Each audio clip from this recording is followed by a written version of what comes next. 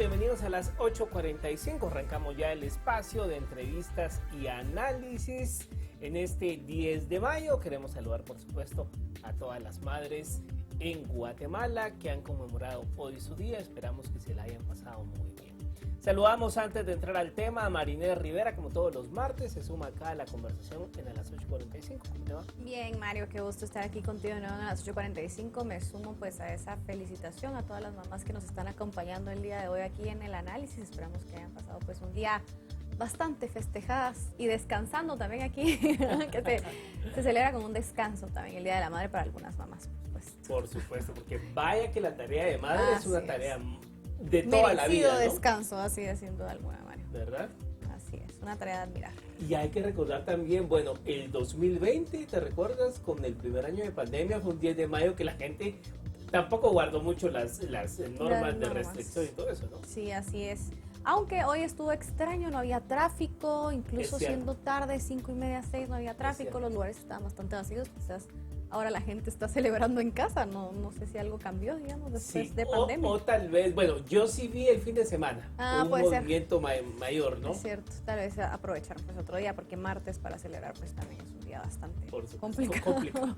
Pero esperamos que la hayan pasado muy bien todos con sus seres queridos y pues bueno, hay que hablar de una situación que tiene que ver con la maternidad, porque si bien hoy estamos pues celebrando, festejando y conmemorando la fecha, también hay que hablar de la otra realidad de la maternidad. Vamos a hablar de las niñas madres en Guatemala.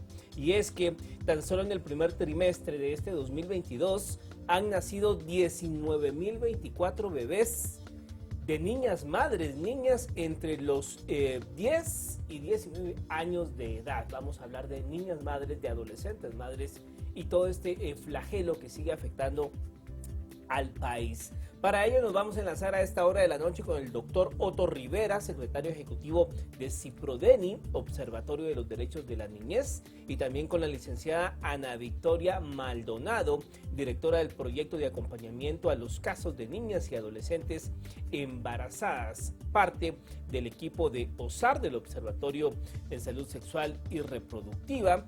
Y pues bueno, ya le hemos comentado estas cifras, la verdad, alarmantes, casi 19,000 bebés, 19,024 bebés, y las madres comprenden las edades entre los 10 años, estamos hablando de una niña de 10 años, y los 19 años, adolescentes. Las regiones más afectadas con estos flagelos en Guatemala son Huehuetenango, Alta Verapaz, San Marcos y por supuesto el departamento de Guatemala. Estos departamentos también representan la mayor cantidad de población en situación de pobreza y pobreza extrema. Así que vamos a hablar de este tema a propósito de este 10 de mayo con los expertos invitados. Muy buena noche. Buenas noches. Buenas noches. Buenas noches a ambos, qué gusto tenerlos aquí con nosotros. Doctor Rivera, quizás para arrancar con usted y ponernos un poco en contexto, bueno, ya Mario nos adelantaba pues estas cifras que son bastante fuertes, duras, y justo respecto en esa línea iba mi pregunta un poco acerca de esos datos de maternidad adolescente para ponernos en contexto respecto al tema, sobre todo cómo ha ido avanzando con el pasar de los años y en estos últimos dos años con pandemia, por ejemplo, si se ha visto pues un mayor impacto en estas cifras y en estos datos, doctor Rivera. Pues muchas gracias de nuevo por la invitación. Saludo también a mi colega Victoria Maldonado de OSAR. En efecto, el problema fundamental es los dos años, 4 meses que llevamos de pandemia, cuando todos los indicadores de vulneración de derechos de niñas, niños y adolescentes, y en este caso en particular de niñas y adolescentes mujeres, deberían haberse ido a la baja, deberían haber descendido enormemente. Y todo lo contrario, los indicadores de abuso y violencia sexual, embarazo infantil y embarazo adolescente se han ido incrementando. Y aquí, con el permiso de Victoria, voy a referirme también a otros datos del propio OSAR, porque OSAR registra, ella va a profundizar con mayor detenimiento que yo, hasta 100,000 embarazos promedio anuales en los 2 años de pandemia. Entonces decimos, si las niñas y las adolescentes en este mismo contexto no estaban expuestas en lugares donde corrían habitualmente peligro o riesgo, vulnerabilidad y riesgo, como calles, plazas, parques, no estaban yendo regularmente a las escuelas ni en sus iglesias. ¿En dónde están? ¿En dónde se encuentra? ¿En dónde se verifica el abuso y la violencia sexual? Pues en casa, muy cercano a casa, en la comunidad misma. Y a esto, por favor, también hay que adicionar en la otra estadística del Instituto Nacional de Ciencias Forenses sobre los exámenes practicados, y me voy a referir al año 21, todo el año 21, 5.475 exámenes forenses practicados bajo la presunción de abuso y violencia sexual. El 91% de los casos fueron en niñas y adolescentes mujeres. 31 del total de casos de los exámenes fueron practicados en bebés menores de 1 año de edad. Los datos que hoy nos comparte OSAR y que ya Mario lo ha puesto en la introducción, estos 19.024 casos, de los cuales 18.458 son embarazos, maternidades en adolescentes y 566 niñas madres, lo que nos está diciendo que en promedio nacional son 211 partos diarios de adolescentes madres y 6 partos diarios de niñas madres. Esto no puede ser, esto no es un país para las niñas y las adolescentes. Ahora bien, licenciada Maldonado, si bien es cierto, pues hay legislación guatemalteca y hay penalización con cárcel por este tipo de delitos, ¿por qué estas cifras siguen tan alarmantes? O sea, ¿por qué hay tanta impunidad en estos casos? Bueno, buenas noches. En el OSAR hemos ido documentando, al igual que en Ciprodeli y en otras organizaciones de apoyo, hemos ido documentando las historias. Efectivamente, una de las acciones más difíciles es el tema de cómo pueden tener acceso las niñas madres, las víctimas de abuso sexual. Porque una cosa es que la legislación esté y otra cosa es que las personas tengan los medios para poder hacerlo. Es decir, en época de pandemia se pudo haber pensado que se implementaron las audiencias virtuales, por ejemplo. Pero las niñas, las familias en esos contextos de población mayoritariamente indígena, con pobreza extrema, en donde no hablamos que ni siquiera hay energía eléctrica, ¿cómo podíamos tener entonces el acceso a esas audiencias virtuales? Encima nos encontramos con todo el tema que tiene que ver con la educación formal o la educación escolar de las niñas y de las familias. Si no tienen acceso a la educación, es muy difícil que vayan a tener entonces ese tipo de orientación. Encima tenemos una legislación hoy por hoy muy rica en términos de derechos, digamos, humanos, pero que queda en papel, que realmente es lo ideal, pero no es lo real. Y digo esto porque efectivamente nos encontramos con que mucho del peso de la prueba recae en las víctimas. Entonces resulta que sí tenemos audiencias en donde si no se presenta la víctima, la audiencia se lleva a cabo, pero si no se presenta el agresor, la audiencia se suspende. Pareciera que tenemos entonces muchas de las cosas que favorecen a los agresores y que desfavorecen a las víctimas. En muchas de las ocasiones nosotras hemos insistido en que lamentablemente, aunque tengamos modelos hoy especializados, son muy urbanos, son modelos muy locales, digamos, centralizados en la ciudad, que no tienen esa pertinencia cultural y que al final nosotras podemos decir no hay un acompañamiento, no hay quien acompañe a las víctimas. Y si no hay querellantes, si esperamos, como dice la ley, que las víctimas sean las mismas querellantes, cuando sabemos que muchas de las niñas, el 80, casi el 90% de las niñas son agredidas en el seno de sus hogares, es decir, papás y padrastros. En muchas ocasiones esperamos nosotros que se querellen entonces las madres esas madres que con una complicidad callada por el mismo rol que juegan las mujeres en esa relación, digamos, de pareja o de poder, lo que hacen es que no se creen al caso. Entonces, pareciera ser que el sistema de justicia las toma como, bueno, no están interesadas, pero hay un contexto y hay unas condiciones económicas que limitan el acceso a la justicia a las niñas y las familias. Rivera, digamos, en este contexto justamente del que estamos hablando, porque, bueno, si bien es cierto, ya está terminando la pandemia, ¿verdad? Todavía, digamos, el estar en casa post pandemia es algo bastante frecuente, es ahí donde ellas, pues, lamentablemente son abusadas. El tema de la educación, al que hacía también alusión la licenciada Maldonado, que es muy importante, pero incluso, pues, retorno a escuelas, clases va bastante retrasado en nuestro país, digamos. ¿Qué salida a este problema en este contexto tan complicado que estamos viviendo podemos encontrar, ¿verdad? O sea, representa entonces este contexto también nuevos desafíos a esta problemática tan terrible que estamos enfrentando como país. Pues muchas gracias por la pregunta tan provocadora. Nosotros consideramos que son 4 cosas básicas e inmediatas que el país necesita ya de manera impostergable. 1, educación integral en sexualidad, ¿sí? Y que eso comienza con las propias madres y padres de familia, que hay que trasladarlo a la escuela. Tengo que decirlo, y me hago responsable de esto, durante varios años, durante varios gobiernos, el propio Ministerio de Educación de manera intencional se ha negado a impartir educación integral en sexualidad en el sistema formal de educación. Y eso urge en todos los niveles, en la educación formal, no formal, en familias, en comunidades, en las iglesias.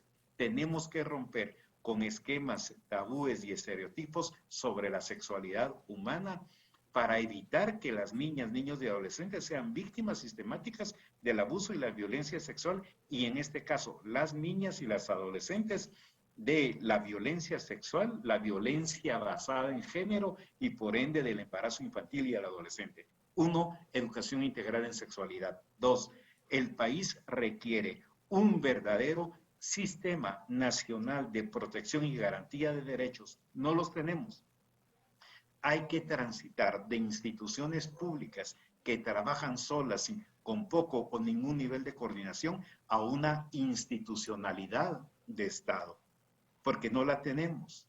En tercer término, sistemas municipales de prevención a las violencias, porque es en el ámbito municipal, comunitario, donde cotidianamente se violan y se vulneran los derechos. Cuarto y final, entornos protectores de niñez y adolescencia. Pero hay un criterio básico también en todo ello. Y me baso también en la pregunta anterior sobre la legislación, y yo solo haría esta acotación. Guatemala tiene un marco jurídico nacional e internacional muy robusto. Desde nuestra perspectiva, no es un problema de ausencia de leyes, tal como la licenciada Maldonado lo ha planteado, sino la falta de cumplimiento de la legislación nacional. Pero hay otro criterio también con el que cierro mi comentario. Debe tener el Estado de Guatemala, debe hacer un mayor esfuerzo, un mejor esfuerzo para una pronta, de calidad, transparente y urgente inversión pública en la niñez y la adolescencia. Permítanme solo poner a guisa de ejemplo lo siguiente. De acuerdo con el Instituto Centroamericano de Estudios Fiscales y CEFI, el gasto público per cápita niña, niño, adolescente en el país equivale a 9 quetzales 54 centavos al día para cubrir todos sus derechos. En el año 19, previo a la pandemia, en Ciprodeni hicimos una inversión específica sobre el gasto público destinado a las niñas y las adolescentes. Y no era ni 9.59. En promedio nacional, 5 quetzales al día para todos los derechos. ¿Qué estamos diciendo con esto? Que si ya la niñez y la adolescencia en general no aparece, no es un actor protagónico del presupuesto público de ingresos y egresos de la nación, si se es una niña maya, garífuna, xinca, marginal, campesina, rural, es doble, triple, cuádruple y quíntuple veces marginada, invisibilizada. Hoy tenemos un Estado que no se preocupa por su niñez y por su adolescencia, siendo cuando menos la mitad de la población guatemalteca. Ahora, licenciada Maldonado, ¿cómo entender que en la gran mayoría de casos, el agresor pertenece al círculo primario de la víctima? ¿Cómo lograr entender eso? Bueno, lo que decía mi colega Otto Rivera es algo fundamental. El tema es que en estas comunidades, en estas formas, digamos, de ver y de llevar la vida, se está acostumbrado uno a no tener ese tipo de educación integral en sexualidad, que las mujeres no sepan sobre su cuerpo, que los hombres no estén educados para saber que el cuerpo de las mujeres no se toma, que no se toca, que hay todo un delito, ¿verdad? Que se comete, pero que el tema, digamos, radica en que lo hacen una y otra vez y reiteradamente porque no ven que haya justicia. Es decir, si la justicia manda un mensaje claro a la comunidad de que no pasa nada con el agresor, entonces la comunidad lo va a seguir haciendo. Y el problema es que lo va a seguir haciendo porque son agresores que están allí y que lo hacen con sus hijas o con sus hijastras, ¿verdad? O son agresores que saben que la justicia no va a prosperar en esos casos porque lo han hecho en otras ocasiones o han visto cómo otros hombres de su familia lo han hecho y no pasa nada. Entonces, ese es, digamos, como el mayor desafío. Lo que decía también nuestro compañero anteriormente es, yo me sumaría, digamos, a otro desafío más, que es el tema de cómo supervisamos el actuar de los jueces. Sabemos que los jueces tienen independencia judicial. Por supuesto que respetamos, digamos, ese principio. Sin embargo, sí es necesario que desde el organismo judicial exista una supervisión del actuar de los jueces, porque entonces lo que nos estamos encontrando son interpretaciones que favorecen al agresor. Nos estamos encontrando con, aunque sean especializados, con audiencias que van hasta el año 2025. Imagínense ustedes una niña que empieza con su proceso, una familia que empieza con su proceso en el año 2020 y que va a tener el inicio de su proceso en el año 2025, es de verdad muy lamentable y cuestionable acá desde entonces, ¿qué hago? Denunciando al papá, denunciando al tío, que al final es el proveedor económico de esa familia. Entonces, pienso que mucho de esto entonces radica en esa educación que no se ha tenido por parte, digamos, de los varones para realizar las acciones fuertes de poder imponer una maternidad en el caso de las niñas, de verlo como natural, de verlo como normal, ¿verdad? Y si históricamente se hacía como el derecho de pernada que existía, que se ha borrado, que ya no hay hoy ese tipo de cuestiones en nuestra legislación. Sin embargo, esas figuras siguen estando presentes en las mentes de las personas, ¿verdad? Y eso es justamente lo que hace que tomen y que abusen de las niñas. Doctor Rivera, íbamos viendo también el tema de qué departamentos se ven más afectados, digamos, claramente, por ejemplo, Huehuetenango, Alta Verapaz, Quiché, son de los departamentos más afectados, digamos, es una problemática a nivel nacional. Sin embargo, si se comparan los números, estas áreas pues tienen un impacto mayor en este tema, digamos, si se establece un plan de acción en torno a esta problemática, habría que empezar por esos departamentos, digamos, más vulnerables que claramente, por ejemplo, triplican incluso el número de algunas otras regiones o algunos otros departamentos, digamos. ¿Cómo habría que empezarse a abordar este tema que sin duda alguna es un problema a nivel nacional, pero que claramente pues está viendo afectado en más regiones?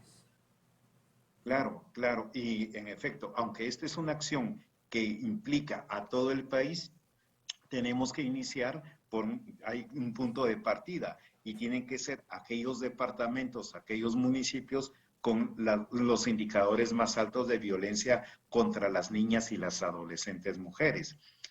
Pero también, por favor, hagamos eco de una acotación, un subrayado que Mario planteaba en su nota introductoria y decía que si la cartografía de país de pobreza y pobreza extrema, la calcamos sobre la cartografía de los municipios y departamentos con más altos indicadores de abuso y violencia sexual contra las niñas y las adolescentes, es el mismo. Lo que estamos diciendo es que, perdón lo que diré, no va a ser contradicción, sino es reafirmación. No basta solo con la educación formal, incluso con la educación integral en sexualidad. Hay que atacar las causas estructurales de las desigualdades sociales guatemaltecas. ¿Qué está generando la pobreza y la pobreza extrema? Porque también la misma cartografía de violencias todas coinciden con la de pobreza, pobreza extrema, la de abuso y violencia sexual. Entonces, este país necesita hoy reinventarse, reimaginar, reconstruir las relaciones del mundo adulto con la niñez y la adolescencia, con énfasis en las niñas y las adolescentes. Me parece, y aquí hago mío también el llamado que el profesor Alejandro Kusianovich y Norberto Lipski nos dicen, esta crisis que ha generado COVID nos debería de mover como sociedad para reinventar, verlo como un espacio germinal donde es posible construir un nuevo relacionamiento desde el horizonte de la dignidad, como que si el mundo adulto, nosotras y nosotros adultos, estuviéramos fusionados en el amor con la niñez y la adolescencia. Y aquí llamar al ejercicio de corresponsabilidad. No es posible, no debe ser solo viable que el Estado se haga cargo de. Aquí hay un ejercicio donde participamos Estado, familias, comunidad. Las niñas y las adolescentes son muy valiosas como para que no actuemos todas y todos de manera con un enfoque de interseccionalidad, de protección y garantía de sus derechos. Y yo quisiera cerrar acá con dos acotaciones. Volvamos otra vez al análisis, a la data de OSAR sobre el embarazo infantil y adolescente. 100,000 por año. Nosotros desde Ciprodeni tenemos una hipótesis que dice que 1 de cada 3 niñas y adolescentes violadas es la que resulta embarazada. No todas las que son abusadas y violadas resultan embarazadas. Nos falta evidencia científica para demostrarlo, pero bajo la premisa que tuviéramos nosotros razón, entonces no serían 100,000 embarazos al año, 100,000 chicas abusadas y violadas, serían hasta 300,000 para tener una aproximación al delito, a la gravedad del delito. Necesitamos hacer un alto como sociedad. Y lo que nos preguntamos, cierro mi comentario con esto diciendo, ¿cuál es el presente y cuál es el futuro de las niñas y adolescentes madres? ¿Cuál es el presente y el futuro de las niñas y niños de primera infancia, hijas e hijos de estas niñas y adolescentes madres? Y un poco en esa línea va mi pregunta, licenciada Maldonado. Ya usted nos explicó lo tortuoso y engorroso que puede ser para una niña víctima que el sistema de justicia pues la escuche y le dé todo el seguimiento y se llegue a una sentencia condenatoria, y los altos grados de impunidad abonan a que este flagelo continúe en el país. Pero digamos, ¿qué pasa con estas niñas madres? ¿Qué pasa? El Estado, o sea, quedan a la deriva si ya de por sí en una primera instancia la justicia no les responde. No me quiero ni imaginar qué pasa después. O sea, con estos niños, con estas madres criando a otro niño. ¿Qué pasa con el Estado? Efectivamente, es triste decirlo, pero las niñas no tienen ese acceso a la justicia. Al no tenerlo durante el tiempo, digamos que establece un proceso para llegar, porque este es un proceso que va en la vía penal. Casi podemos decir que hay un buen porcentaje de niñas que quedan totalmente, o sea, decimos nosotras que de 100 niñas apenas podemos pensar que una de ellas pueda llegar a un sistema de justicia y que logre una sentencia. Pero luego, el lograr una sentencia no le garantiza el tema de la reparación digna, porque el tema de la reparación digna es planteado en el derecho civil, es decir, eso de la reparación digna no es planteada desde una visión del Estado. Nosotros esperaríamos, por ejemplo, que reparación digna la tome el Estado, porque en lo civil va a ser muy difícil toda vez que el agresor viene y dice, bueno, yo ya no tengo nada, no puedo, ¿de dónde, verdad? Y entonces en la vía civil no resolvemos, pero en la vía de reparación desde el Estado, esperaríamos tener sentencias en donde nos digan, por ejemplo, que la nena tiene ya una beca en el Ministerio de Educación para concluir y luego va a tener una beca para concluir en un nivel básico y luego todavía la vamos a mantener, digamos, en el tema de que ingrese a la universidad, pero que vamos a tener como esa responsabilidad estatal. En el caso del niño, por ejemplo, o niña, ¿verdad? La recién nacida o recién nacido va a tener un proceso de apoyo en salud hasta la edad que se considera que ya es un tanto más prudente, digamos, que suba a otro tipo de programas como son los 7 años. Esperaríamos, por ejemplo, que un Ministerio de Comunicación y Vivienda pueda mejorar la vivienda, pueda reconstruir la vivienda, pueda hacer caminos, o sea, ese tipo de reparación que debería estar desde el Estado. Entonces resulta que no tenemos esa reparación y están totalmente en el olvido. O sea, al final tenemos las pocas sentencias, yo les decía, de 100 esa una con reparación digna, pero esa reparación digna no se cumple. Y no hay quien le dé seguimiento, no hay quien vigile que realmente y audite que realmente esa reparación digna dictada por un juez se va a hacer cumplir, porque entonces ya viene derecho administrativo que dicen, y esto aquí me voy a hacer muy enfática, por ejemplo, en el programa que debería de darle en estos momentos un soporte económico para que la niña se mantenga en la denuncia, para que la familia mantenga en la denuncia, que es el programa Vida del Ministerio de Desarrollo. Cuando nosotros hablamos del programa Vida, lo que esperamos es, bueno, si en Alta Verapaz tenemos en los datos y esos, digamos, actualizados al 13 de abril por el Ministerio de Salud, Alta Verapaz presenta 87 niñas embarazadas de 10 a 14 años. El programa Vida debería de tener 87 niñas ingresadas. Digamos que todavía estamos en investigación, pues debería de tener 40, el 50%, ¿verdad?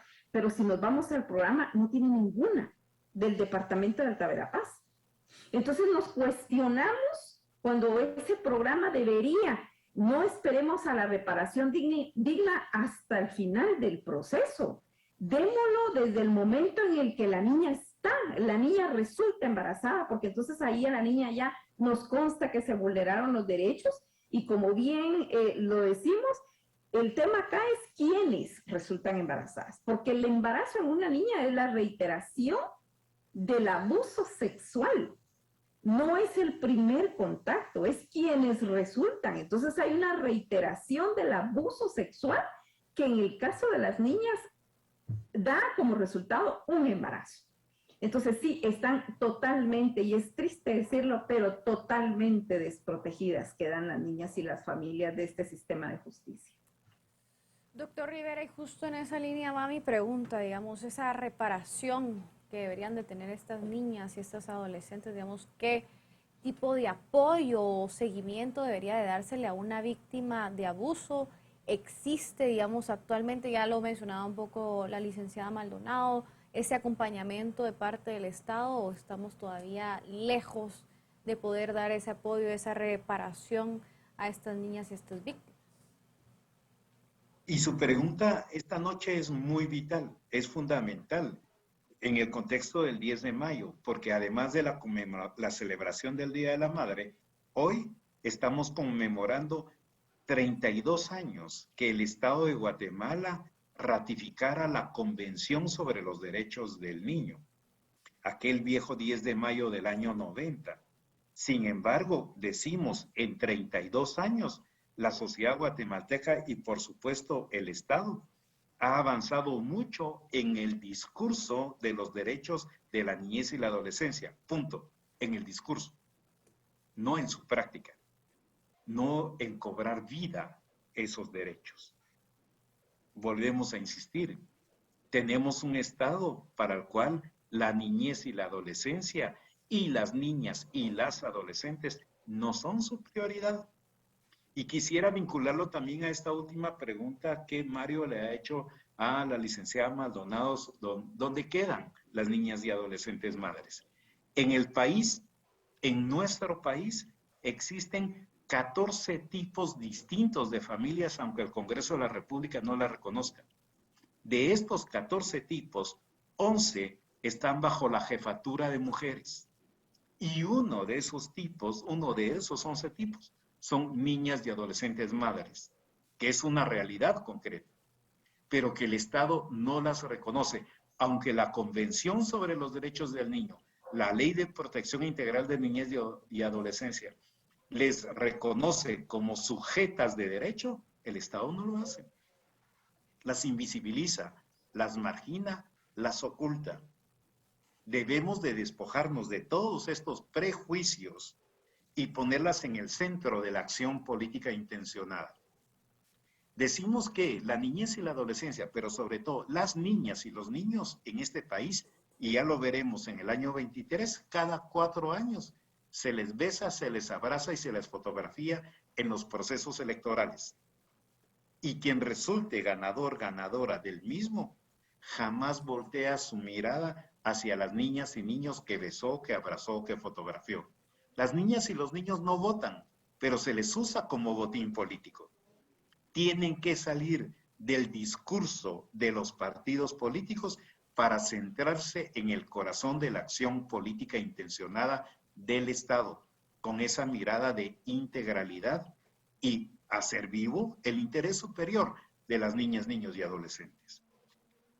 Licenciada Maldonado, en esta tarea, como ya decía el doctor Rivera, en esta tarea de erradicar este flagelo, es una tarea que nos concierne a todos, desde la sociedad, desde la familia, desde las comunidades, desde el Estado, pero hay que hablar otra realidad. Si vamos a esperar a que el Estado actúe, nos vamos a pasar siglos esperando que actúe. ¿Cómo podemos empezar desde casa, haciendo nosotros nuestro trabajo, el que nos corresponde, para empezar a cambiar esta situación? Porque es muy triste, la verdad, es muy triste. Tan solo en las cifras que ustedes dan, que en Alta Verapaz, por ejemplo, más de 90 casos de niñas de 10 años. Es que esto es monstruoso, es abominable. No hay adjetivo calificativo para imaginar uno a una niña de 10 años pasando por esta experiencia. Entonces, digamos, desde nosotros, desde casa, desde las comunidades, ¿cómo podemos empezar a trabajar para que este flagelo pues, se termine? Ninguna niña tiene que estar pasando por esto. Bueno, nosotras hemos creído siempre que hemos hecho ya muchas tareas, digamos, a través de campañas que han llegado, quizás hace falta más llegar con campañas en los diferentes idiomas, pero también llegar con ejemplos claros de sentencias que impliquen, por ejemplo, en una sentencia de reparación digna, que implique que esa comunidad, que los actores de esa comunidad reconozcan que hubo un delito muy grave como fue haber violado a una niña y embarazado a los 10, 11, 12, 13, 14 años, bueno, a cualquier edad, pero en el caso de las niñas debe de ser recordado por la comunidad y eso implica, por ejemplo, que esa sentencia pueda ser incluida, que en el Ministerio de Educación, en esa comunidad, por ejemplo,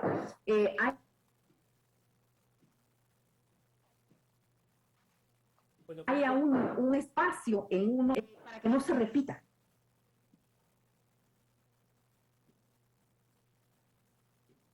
Licenciada Maldonado, ¿nos escucha? Bueno, creo que perdimos la comunicación con la licenciada Maldonado. Vamos a reintentar conectarnos de nuevo con ella. Doctor Rivera, un poco en la línea de lo que le preguntábamos ya a la licenciada Maldonado, ¿cómo podemos desde nuestro espacio abonar a que este flagelo se termine para terminar con esta pesadilla que le está ocurriendo a niñas?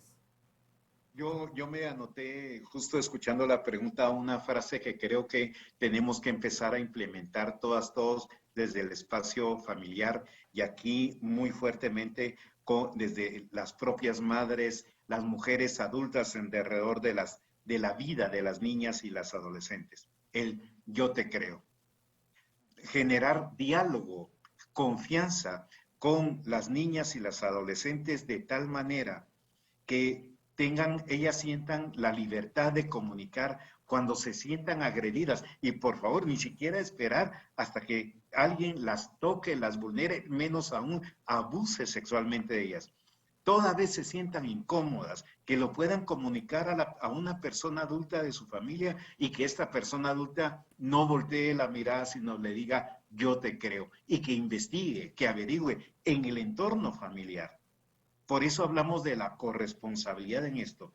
Les quiero compartir también que Ciprodeni en el país hace parte de un colectivo muy lindo, la Mesa a Favor de las Niñas y las Adolescentes, en donde ahí se están lanzando también 2 campañas claves. Son niñas y adolescentes no madres. Una niña, Mario, así como usted lo plantea con ese estupor, porque usted tiene toda la razón de sentirse molesto, incómodo, como lo estamos nosotros en Ciprodeni, nosotras y nosotros, cada vez que nos enteramos de un caso de estos. Una niña de 10 años, de 8, o así sea un adolescente de 15 o 16, están en edad de estar en la escuela, en los institutos, no estar cuidando a sus hijas e hijos. Y entonces ahí está esta campaña, niñas y adolescentes no madres, o bien la otra, niñas y adolescentes no esposas. Es el momento de que el Estado de Guatemala se reinvente y volvemos a insistir, ponga en el centro de esa acción política intencionada a la niñez y la adolescencia como su más alta prioridad. Y por eso, estimado Mario, todos en sala, decimos, esta nueva normalidad de mascarilla no es la que necesita el país. Porque con esta nueva normalidad de mascarilla estamos haciendo las mismas y peores fechorías que antes de la pandemia. Hoy, con la clandestinidad que nos da el cubrebocas. Guatemala no necesita eso. Lo que sí necesitamos es una nueva humanidad. Una humanidad que centre en el corazón, en el pensamiento y en la acción a la niñez y la adolescencia. Doctor Rivera, digamos, hablando también, ya tenemos con nosotros de vuelta a la licenciada Maldonado. Licenciada Maldonado, en una de sus intervenciones usted hablaba acerca de la importancia de descentralizar, digamos, este tema, que era algo pues muy local o muy centralizado, también ese acompañamiento, sobre todo en el tema de la justicia que se le puede dar a las víctimas de abuso, digamos, cómo empezar a concretar acciones para justamente, porque me parece muy importante y creo que es un acompañamiento y una acción importante a tomar, digamos, cómo empezar esa descentralización justamente para irle dando este acompañamiento a las víctimas de abuso. Bueno, yo creo que tenemos un desafío fuerte. Recientemente tuvimos un caso que fue, pues, un caso muy mediático que también se da en el departamento de Alta Verapaz, en el caso Carmela, que ustedes vieron que rápidamente ella cobró su libertad. Una mujer que decapitó, porque así fue como se pintó en los medios de comunicación muy fuertemente, que decapitó a su esposo. Y cuando vemos toda la historia de la violencia que fue en defensa propia, que estaba embarazada, pero luego vemos que realmente las comunidades se unen para desterrar a Carmela de su casa. Hoy ella no puede vivir ahí, dejó toda ese desarraigo que se le hace, es producto, digamos, de que también la comunidad tenga y esté como armándose, ¿verdad?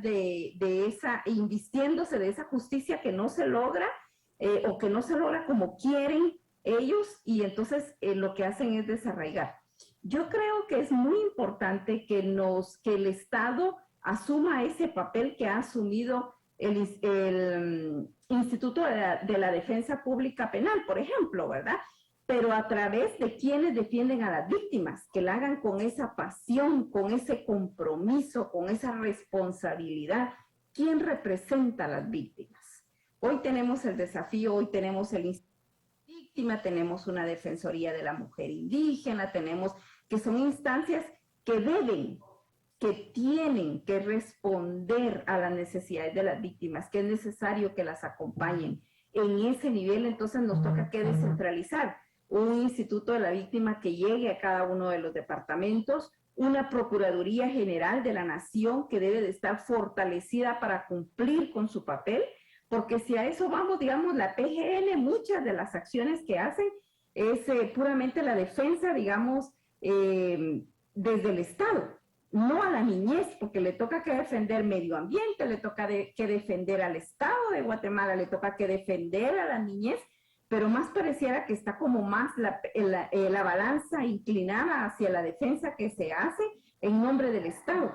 Entonces, toca que fortalecer y descentralizar también a la Procuraduría General de la Nación, porque los contextos culturales son demasiados, es decir, en un departamento como Huehuetenango, que estamos hablando de más de 10 idiomas, necesitaríamos tener esa respuesta pertinente con abogados que hablen esa diversidad de idiomas, ¿verdad? Entonces el desafío es muy alto, pero no imposible si hay una voluntad política traducida en acciones. Entonces nos toca que descentralizar, nos toca que a la sociedad civil seguir acompañando estos procesos y sobre todo el creerles a las niñas, el acompañar a las familias, el pronunciarnos a decir son niñas, no madres.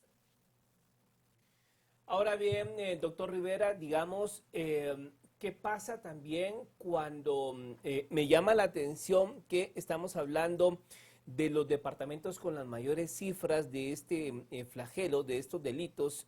Pues ya se mencionó Huehuetenango, Alta Verapaz, Quiché, San Marcos, pero también acá en Guatemala, o sea, el departamento de Guatemala, que digamos, a veces tenemos la idea errónea de que es que como son localidades muy retiradas, es que como es población indígena, repito, tenemos esos pensamientos tan cruzados y equivocados, pero estamos hablando del departamento de Guatemala.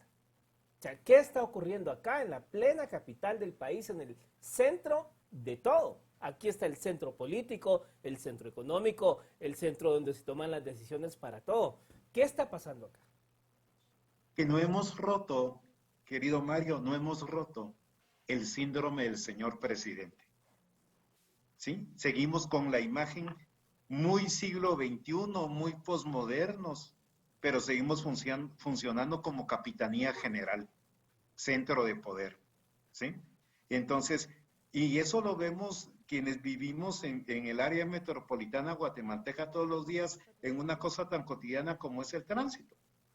Todos vamos a los dos centros de mayor actividad de servicios comerciales, financieros, industriales que hay en el departamento de Guatemala, en la ciudad de Guatemala. Seguimos con esa lógica de una mirada centralizada. Y nosotros, desde nuestro Observatorio de Derechos de la Niñez, los indicadores más fuertes de violencia, ni siquiera, digamos, todos los departamentos aquí mencionados esta noche ocupan los segundos, terceros y cuartos lugares. El primero es el departamento de Guatemala. ¿Sí? Y todavía más, tenemos una mirada tan centralizada que es la moderna, la posmoderna ciudad de Guatemala. Pero ¿cómo se puede explicar una sociedad del siglo XXI, y corrijo, una ciudad del siglo XXI, cuando en la misma ciudad posmoderna habitan 300 familias en donde se han reproducido 4 generaciones en torno a una misma actividad, el reciclaje de desechos sólidos? Y estoy hablando del mal llamado relleno sanitario de la zona 3. En la misma ciudad posmoderna, pero seguimos funcionando con esa lógica, ¿no? Entonces, no hemos visto, y aquí me gustaría hacer referencia al maravilloso trabajo del profesor Bonfil Batalla. No hemos visto, la paráfrasis y comparativa sería con México, la Guatemala profunda. Desde el Acuerdo sobre Identidad y Derecho de los Pueblos Indígenas, nos reconocemos como una sociedad multiétnica, pluricultural y multilingüe, pero seguimos funcionando con una mirada de un Estado único que no es el Estado diverso. Entonces necesitamos reinventarnos, necesitamos reimaginarnos. Y cuando también la licenciada Maldonado hablaba de la centralidad de los aparatos de justicia, toda razón, están acá en la ciudad de Guatemala. Poder llegar con esta dinámica de una justicia pronta y cumplida, con celeridad, que pueda poner al día la mora judicial en los departamentos y en los municipios más alejados, hoy imposible. Entonces necesitamos mejores y mayores recursos. Y yo diría una cosa más en esta agenda de derechos de las niñas y las adolescentes. En Guatemala, país, necesitamos actualizar todo el tiempo nuestros conocimientos sobre los derechos de las niñas, niños y adolescentes. Afortunadamente, en el mundo todo el tiempo se están creando cosas nuevas, escribiendo cosas nuevas, haciendo lecturas interpretativas. En Guatemala pareciera que no, ¿sí? Y entonces nosotros hoy incluso, estimado Mario, todas en sala, hemos propuesto y ahí convergemos con la Comisión del Menor y de la Familia del Congreso de la República, en que ya va siendo hora de hacer un análisis profundo y una revisión profunda y actualización de la propia Ley de Protección Integral de Niñez y Adolescencia. Aprobada en el año 2003, pero la Guatemala de aquel entonces no es la Guatemala de ahora. Necesitamos una legislación dinámica, viva, pero sobre todo que responda al enfoque de derechos de niñez y adolescencia desde esa visión ecosistémica e interseccional. Licenciada Maldonado, nos queda ya poco tiempo en la entrevista. Yo le pediría pues su mensaje contundente y final en torno al tema, digamos, por dónde empezar. Incluso no sé si se puede hablar de cultura de denuncia en este tema, hacer un llamado, ¿verdad? Denunciar estos casos cuando tenemos, como ya bien lo mencionaban los dos, es una justicia tan centralizada, digamos. ¿Cuál sería su mensaje final en torno a este tema? Bueno, yo diría que el mensaje final es que tenemos un desafío que debemos de cumplirlo desde el espacio que a cada quien nos corresponde. Es decir, invitar al Congreso de la República para que siga haciendo ejercicio de fiscalización de las entidades públicas, de ese poder, digamos, ejecutivo, para saber qué acciones se están encaminando que beneficien a la niñez, particularmente a estas niñas que resultan embarazadas producto de la violencia sexual. Invitarlos entonces a revisar programas de educación, programas de salud, programas que tengan que ver con empoderamiento o emprendimiento, porque las niñas quedan desoladas, porque tienen un bebé más y eso hace que la pobreza se profundice más en estas familias. También invitaría, digamos, a los jueces, magistrados, al organismo judicial en pleno, para que revise, actualice y formalice todo este tipo de acciones descentralizadas que hoy están en la ciudad, pero que las descentralice para que podamos llegar a esta justicia pronta y cumplida que bien lo establece nuestra normativa. También creería que nos toca que seguir haciendo estos ejercicios de transparencia desde la sociedad civil, acompañando, ¿verdad? Para que podamos evidenciar a través de las historias dónde están esas brechas, cuál es la deuda pendiente del Estado para la niñez, particularmente para las niñas, porque hoy que se celebra el Día de la Madre, muchas de estas niñas en soledad, muchas de estas familias con tristeza tuvieron que asumir una maternidad, porque tenemos esta sociedad de doble moral, ¿verdad? Porque decimos muy bien al Día de la Madre y qué bien, pero resulta que una madre, si está embarazada, no es fácil que consiga trabajo. Y si es una niña embarazada, tampoco es fácil que la acepten y que le den todo el apoyo desde las instituciones, ¿verdad? Entonces, invitaría a que hagamos lo que nos corresponda, que no esperemos a tener sentencias de la Comisión Internacional de Derechos Humanos, de la CIDH, de otras comisiones internacionales para poderle decirle al Estado que debe de enmendar el error que se está cometiendo con relación a aceptar, a naturalizar, a normalizar el embarazo de las niñas.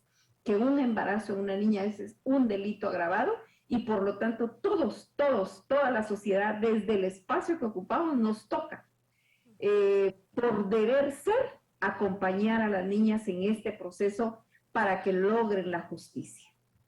Bueno, pues muchas gracias a ambos por haber estado con nosotros hablando de este tema. Esperamos verlos en otra emisión. Gracias.